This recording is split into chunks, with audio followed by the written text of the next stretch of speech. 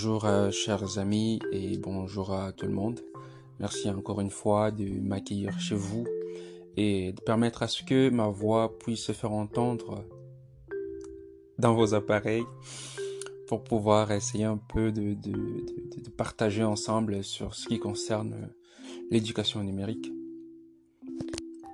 De prime abord, laisse-moi vous parler un peu de comment est-ce que on va ensemble partager donc le déroulement de cette émission.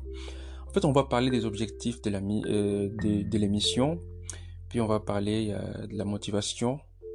Également, on va parler de la définition clé, ça ne sera pas beaucoup, mais juste quelques définitions.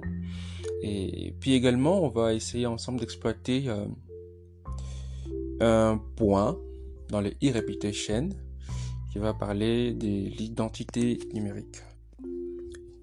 Chers amis, croyez-le ou non, l'histoire de l'informatique ne remonte pas à la création du premier ordinateur il y a plus de contre-raison. Non. En fait, c'est passé par beaucoup d'auteurs, des mathématiciens, des philosophes, etc. Mais loin de là, notre matière d'aujourd'hui. En fait, la socialisation des jeunes et des adultes par le numérique est un phénomène qui gagne beaucoup plus d'ampleur. Une grande partie du capital culturel de la planète leur est transmis par toutes sortes de supports, lesquels très peu ont des informations de la manière dont ça marche. Là, particulièrement, je parle de la politique de confidentialité et de la déclaration des droits et des responsabilités de certains sites internet et réseaux sociaux. En fait, beaucoup plus s'engagent, ou soit nous nous engageons dans un terrain ou sur un terrain qui nous est très peu familier, et puis quand on voit des gens faire mauvais usage de la consommation d'internet ou soit des réseaux sociaux. Pour nous, l'objectif de cette émission, on s'est fixé comme objectif de donner en fait des bases solides et durables pour une éducation au numérique large et systématique destinée aux jeunes et aux adultes. Proposer des épisodes cadres sous forme de podcasts pour aider ceux qui veulent développer l'éducation au numérique, mais également aider à la formation en proposant de manière généralisée des formations continues à l'intention des jeunes, des adultes, pour introduire des actions de sensibilisation aux jeunes, aux parents, quant à ce qui concerne l'éducation numérique. Sensibiliser tous les acteurs, y compris les décideurs, les diffuseurs, du fait que l'éducation au numérique est un élément fondamental d'une pédagogie de la démocratie qui permettrait aux citoyens, sachant lire, écrire, compter, de s'informer et de communiquer d'une manière responsable. Aussi, construire une nouvelle citoyenneté démocratique active et participative basée sur la responsabilité individuelle et collective ainsi que sur la solidarité et la coopération par la communication. Enfin, la promotion du bien-être moral. Et voilà, Thomas More disait que la tradition n'est pas de conserver des cendres, mais de transmettre la flamme. C'est par là où c'est-à-dire que je viens auprès de vous pour que vous en retour, vous ne puissiez garder rien pour vous-même, mais ayez le cœur et les sentiments partagés autour de vous, soit les liens, soit télécharger et puis partager, pour que d'autres puissent aussi bénéficier de ces contenus. Et donc, nous pouvons changer les choses et nous pouvons changer notre façon de voir les choses. Car le numérique l'emporte déjà sur beaucoup, ce qui compte c'est d'avoir une attitude positive et responsable dans l'utilisation de l'outil informatique ou numérique, particulièrement les ordinateurs, smartphones, etc. Quelque part un peu plus loin, nous parlerons de l'identité immanente et de l'identité économique, c'est-à-dire dans l'identité d'abord hors des prix, Mais quand on parle de l'identité immanente, c'est l'identité telle qu'elle est en la regardant juste comme ça, ou soit en l'apercevant. Mais l'identité économique est telle qu'elle est en lui-même, en fait. Loin de là, on ne parle pas encore de la personne, mais on parle de cet élément-là qui caractérise et qui est un bien, si pas très important et capital pour la personne. En fait, Henry David Thoreau, un des grands parmi l'université Oxford, il disait que dans ma maison, j'avais 3 chaises. Une pour la solitude, 2 pour l'amitié et l'autre pour le monde. À ma compréhension, si je comprends, qu'il voulait parler en fait d'avoir un temps pour chaque chose. Un temps pour soi, vraiment pour soi, on est là et se concentrer sur soi et sur ses objectifs et voilà. Autre part, avoir un temps pour les amis, quand il parle de l'amitié, pour les amis, voilà, être avec les autres. Et quelque part aussi au monde, s'intéresser à tout ce qui se passe dans le monde comme information, comme tant d'informations. Voilà, c'est ce que Henry David Thoreau est en train de dire. Mais pour aller aussi un peu plus loin, je n'oublierai pas de parler des enfants, ça c'est très clair. Et je parlerai de Louis Zekeli. Et on connaît sous le nom de Louis C.K., un auteur et humoriste américain, qui disait que je n'élève pas des enfants, mais je lève des adultes qui ceux-ci vont devenir. Quelque part aussi, en fait, le but de l'émission, c'est que nous puissions parler de ceci aux enfants, parler du numérique aux enfants, pour qu'ils sachent en fait le fondement de la chose. Permettez, j'ai été étonné d'arriver chez un ami. Et dans sa famille, en fait, c'est une famille hyper connectée. Il y a du réseau Wi-Fi dans la maison. Tout le monde a un smartphone. Et voilà. Et ce qui m'a beaucoup plus surpris, c'est de voir un enfant de moins de 10 ans qui possédait un smartphone. Dans la famille, le père travaille, la mère travaille. Et par après, quand l'enfant revient de l'école, son éducation, il n'est que sur les smartphones, quoi, tu vois.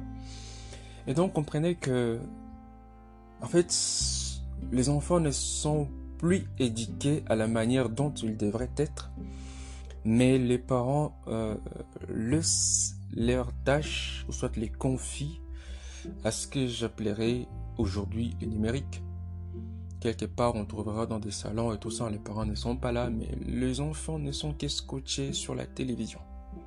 Et donc, ils ne reçoivent rien ou presque rien de leurs parents, mais beaucoup de choses, ils ne reçoivent que via l'écran, via au téléphone. En fait, comprenez que nous sommes dans un monde où c'est l'écran, ou si pas les télévisions, téléphones, qui ne sont que maîtres de l'éducation des enfants aujourd'hui.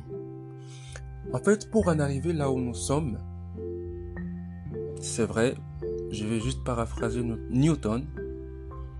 Et notre projet sur les e-education est construit sur les épaules des grands penseurs, des grandes personnalités. Et donc, il n'y a pas de point de vue. Il n'y a pas de point sans point de vue. Voilà, c'est ce que je voulais dire. Et il n'y a pas de modèle sans modéliste. Et chaque modéliste a aussi un influenceur, tout comme nous. Voilà, nous avons été inspirés par certains penseurs, certains auteurs. Certes, d'autres ne sont plus en vie, mais d'autres qui sont encore là. Certes, certains penseurs ont contribué pour que nous en arrivions là, à faire ce diagnostic sur l'utilisation du numérique et de donner notre point de vue. Albert Camus disait un jour mal nommer les choses, c'est ajouter au malheur du monde. Et donc, dans ces podcasts, dans ces parties qui seront développées, en tout cas, on essaiera d'être beaucoup plus transparent que possible pour permettre de relever les zones d'ombre. Et s'il y a des endroits où vous aurez, des questions, il y a des points qui sont un peu mal compris, alors n'hésitez pas à nous contacter parce qu'il y aura toujours une plage. Là, vous pouvez laisser un commentaire sur les sites, ou s'il y a même un numéro de téléphone. Ce numéro est connecté sur WhatsApp. Il y a aussi une adresse mail, donc n'hésitez pas à nous contacter pour beaucoup plus de précisions et d'informations davantage. Quelque part aussi, je voudrais parler, je l'ai quand même sauté, mais je vais quand même revenir dessus. Il y a une marque de transmission de culture sur les plateformes digitales, des idéologies, des antivaleurs, de valeurs, des fausses informations, des piratages, des comptes, l'usurpation d'identité, etc. En fait, il y a beaucoup de choses. Et l'on dira même que l'on est dans un monde, où les gendarmes et les voleurs, on est dans un monde, voilà, je dirais même, on est dans un monde de gendarmes et de voleurs, mais où le voleur soit à une longueur d'avance que le gendarme. Voilà. Si on parlait de quelques définitions, on va juste essayer un peu de définir plus vite les mots éducation, qui vient du latin educare, qui signifie conduire vers, faire quitter une personne d'un état défavorable vers un état favorable, ou soit même plus favorable. Émile Durkheim disait ceci: l'éducation est une action exercée par une génération adulte sur ceux qui ne le sont pas encore pour le bien-être social, c'est-à-dire une transformation individuelle pour un bien-être social. Platon disait encore, pour aller plus loin, l'homme est dit homme dans son vrai sens s'il est bien éduqué et s'il est responsable de lui-même et de la société. John Dewey dirait que l'éducation n'est pas une préparation à la vie, mais c'est la vie en lui-même. Et donc on comprend très bien que dès qu'on suit déjà cette émission, on est déjà responsable de ce qu'on fera après l'émission. C'est pas à dire qu'on met une pause, qu'on fait une pause et que voilà, on va les faire juste après que... Non. Dès qu'on écoute déjà ces podcasts, on est déjà responsable. On est en train même de responsabiliser les autres, parce que si on en parle aux autres, on est même en train de faire en sorte que les autres soient beaucoup plus conscients de ce qu'ils font sur les réseaux, sur les médias, sur les sites internet et partout ailleurs. Le numérique, quant à ce qui concerne le numérique, je vais juste donner une petite définition parce qu'on ne va pas vraiment beaucoup plus aller loin dans cette définition, mais on va essayer plutôt de savoir quel contenu nous sera partagé. Le numérique est une information qui se présente sous forme de nombres, de codes binaires, soit 0, soit 1, ou entre 0 et 1, voilà, les deux. Et beaucoup plus numérique, et beaucoup plus sous-entendu comme la nouvelle technologie de l'information, de la communication, etc. Voilà. Pour parler de l'identité virtuelle, et bienvenue d'abord encore une fois de plus. Pour parler de l'identité virtuelle, on va essayer un peu de voir ce que dit Kim Cameron sur l'identité virtuelle. L'identité numérique n'est plus virtuel. Voilà. Il est tout à fait réel. Ça, il faut les prendre très au sérieux. Dans les mondes qui nous entourent, chaque individu est en perpétuelle interaction avec son environnement. Lorsqu'il s'agit d'établir un échange, un accord entre des individus, et un peu plus loin, on pourra même parler des transactions. Quelque part, on dira que cesser de communiquer, c'est cesser de vivre. Et donc, si on n'est pas en interaction, si on n'est pas en échange avec une autre personne, on ne vit pas quoi. On ne vit pas et on est seul. L'être humain est un être social destiné à vivre au milieu d'autres et à interagir avec eux. Le nom est un premier moyen d'interaction. Il revêt d'ailleurs la plus haute importance pour l'homme, même s'il n'en est pas toujours conscient. Dans le monde réel, il reçoit ce nom de ses parents à la naissance, en même temps que prénom qu'il lui est choisi et qu'il conservera toute sa vie, sauf en cas particulier. Pour certaines raisons, certains voient dans les noms la perpétuation d'une tradition, de valeurs, etc. Mais dans la tradition judéo-chrétienne, ces mêmes prénoms et noms figureront sur la tombe de l'individu après sa mort. Et l'abandon ou le changement du nom ou du prénom traduit souvent par un changement profond de la vie de la personne. Dans les 3 religions monothéistes, la conversion s'accompagne toujours d'un changement de nom. Si on peut parler du baptême, voilà. Avant, on avait un tel autre, et après, lorsqu'on est converti, on reçoit le baptême, on reçoit un nom, en fait, parce qu'on est déjà converti.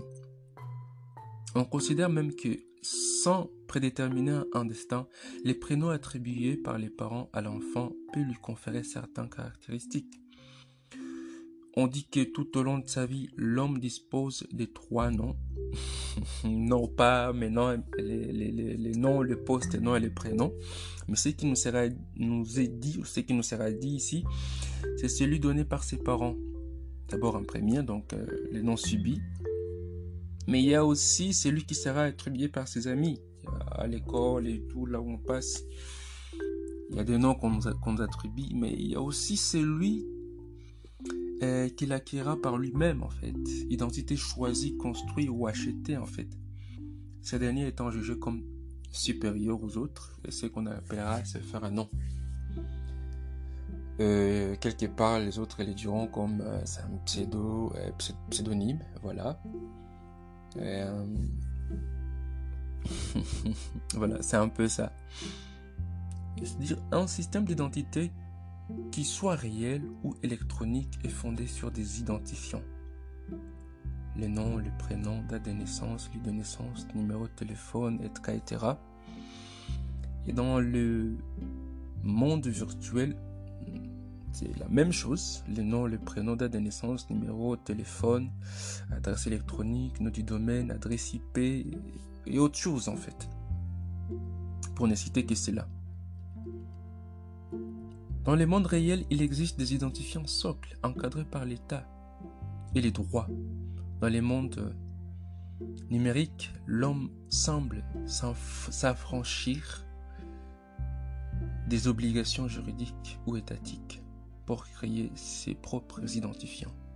Je me répète, dans le monde réel, il existe des identifiants socles encadrés par l'État et les droits. Mais dans les mondes numériques, l'homme semble s'affranchir de ses obligations juridiques et étatiques pour créer ses propres identifiants. On verra très bien que quelqu'un peut créer un compte Facebook sous un faux nom, une messagerie électronique sous un faux nom, voilà. Mais les identifiants devenus numériques se désacralisent et passent du stock au flux. L'internaute vit de plus en plus sous plusieurs identités, soit par souci des cachets, comme j'étais en train de le dire, des cachets à son identité réelle, soit par jeu, soit par schizophrénie. Et qu'advient maintenant la notion du pseudonymat. La contraction du pseudonyme et d'anonymat ensemble se répand du fait qu'il y a l'absence d'interaction physique, voilà, entre les internautes. Ces nouvelles pratiques ne vont pas sans difficulté. Chacun veut maîtriser son identité pour décider de comment, par qui et quand il veut peut-être être joint. Or, la multiplicité des identités est difficile à gérer. C'est vraiment grand. C'est ce qu'on appellera même dans les big data. C'est vraiment très grand. Paradoxalement, nous verrons que l'impression de la liberté qui procure les identités multiples est de plus en plus trompeuse. Parlons un peu du pseudonyme. Les mots pseudonyme viennent du grec pseudonomos, qui est fondé sur le radical psédé. Voilà, menteur. Il s'agit donc au sens littéral d'un faux nom. Avec le temps, il a pris du sens de nom d'emprunt, se distinguant ainsi du surnom ou du sobriquet attribué par l'individu lui-même à lui-même. Il est librement et volontairement choisi. Le nom d'emprunt, les pseudonymes peut aussi se définir comme un nom de fantaisie, librement choisi par une personne physique dans l'exercice d'une activité particulière afin de dissimuler au public son véritable nom. Mais il existe toutefois une tradition littéraire des recours aux pseudonymes des grands écrivains tels que Voltaire, de son vrai nom François-Marie Arouet, ou soit de Frédéric Darts, San Antonio, ou de Marguerite Donadieu, Marguerite Duras, même de Montaigne, qui de son vrai nom Charles-Louis de Segonda. On a eu recours à ce que l'on appelle aussi parfois un nom plume. Donc ils ont fait recours à cela, mais voilà, pour dissimuler quelque part leurs identités en quelque sorte. Mais dans les mondes des réseaux sociaux, les recours au pseudonyme est très répandu. Et on parle à son propos plutôt de pseudo. Ces raccourcis terminologiques traduisent en fait une évolution dans l'usage d'un pseudonyme. Sur Internet, le recours à un pseudo est quasi obligatoire, quasi en tout cas, pour accéder à un grand nombre de services, même dans des situations précises auxquelles doit faire face l'internaute. Il peut lui être demandé de s'identifier à l'entrée d'un site internet, intra ou extranet, pour discuter dans un forum, s'abonner à une lettre d'information ou de participer à un jet, obtenir des informations ou acheter en ligne.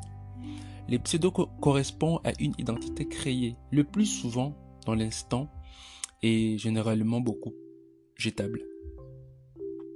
Le succès du pseudo vient du fait que la différence entre les noms et du prénom, il ne permet pas une complète identification d'un individu.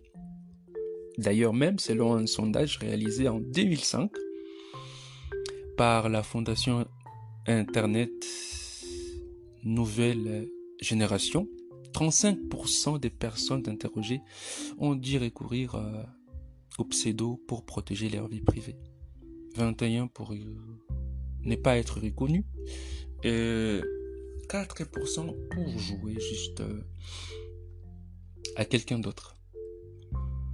Et nous attendons par identifiant numérique tous les attributs classiques de la personnalité, tels que les noms patronymiques ou des familles, l'adresse postale, aussi pas les numéros des cartes bancaires, etc. Mais manipulés par des outils principalement logiciels mis à la disposition du public, nous verrons que des attributs classiques peuvent correspondre tout autant à une identité réelle qu'une identité virtuelle construite en toutes pièces. Il convient enfin de distinguer les notions identifiant, identification, authentification, soit même vérification d'authentification. La construction d'une identité numérique et sa gestion peuvent passer par 4. Laisse-moi vous citer les 4 phases. L'inscription, la vérification, l'identification et même l'authentification. Pour ne citer que ça. Primo, l'inscription. L'utilisateur crée un identifiant numérique et le plus souvent s'accompagne cette création d'une déclaration des données d'identité. Là, c'est à l'étape de l'inscription. On demande de mettre votre nom, votre prénom, votre date de naissance, et puis autre chose qui peuvent suivre après. La vérification, les modes de vérification sont extrêmement variables. Certains services se contentent d'envoyer un message de confirmation à une adresse. Voilà, donc je disais que par vérification, les modes de vérification sont extrêmement variables. Certains services se contentent d'envoyer un message de confirmation à une adresse électronique des contacts déclarés afin de vérifier que cette adresse est exacte. D'autres utilisent des moyens plus sophistiqués tels que la vérification des formats des champs, comme le numéro de téléphone constitué à 10 chiffres et correspondant à un plan de numéro de rotation nationale, et numérotation nationale, ou l'interrogation des bases de données externes pour vérifier la cohérence d'une adresse ou la validité des moyens de paiement. Une identification, c'est un processus par lequel est retrouvé dans les systèmes d'identification numérique créés et vérifiés aux phases précédentes. Mais l'authentification est une étape de vérification aussi que l'utilisateur est bien propriétaire de l'identifiant revendiqué. Et les méthodes d'authentification sont classiques, ou soit classiquement rangées dans 3 catégories. Primo, c'est que je sais. Segundo, c'est que je possède. Et tertio, c'est que je suis. Donc, ce que je sais, c'est que moi seul je sais. Ou soit c'est que moi seul je suis, ou soit c'est que je suis le seul à connaître. C'est-à-dire le mot de passe. Donc, ce que je possède, c'est un badge. Actuellement, il y a des badges professionnels. Voilà, on peut voir que voilà, tel compte a un badge, tel compte n'en a pas et tout. Et dans ce que je suis, c'est l'empreinte digitale. Avec la technologie qui évolue, aujourd'hui on a des smartphones où il y a l'empreinte digitale et facilement on place voilà, des empreintes digitales et des fois même les empreintes sont liées à notre carte bancaire, aussi pas à notre soit aux réseaux sociaux pour vérifier en fait les identifications. Donc c'est dans l'essence de ce que je suis, on a accès en fait à la personne, à l'individu. C'est-à-dire pour dire que c'est vraiment réel. Ce n'est plus comme avant, ce n'était que rien virtuel, on vous demandait voilà juste les noms. Mais aujourd'hui en fait, les choses sont en train d'échanger. Et on a même accès à la personne, à la localisation. Voilà ce que j'ai omis de dire. Et même la localisation, on peut savoir en fait où est-ce que la personne se trouve en l'instant même où il est en train de se connecter. Laisse-moi un peu vous parler de l'IP, aussi pas l'adresse IP. Loin de nous pour entrer en profondeur dans la matière informatique, j'ai juste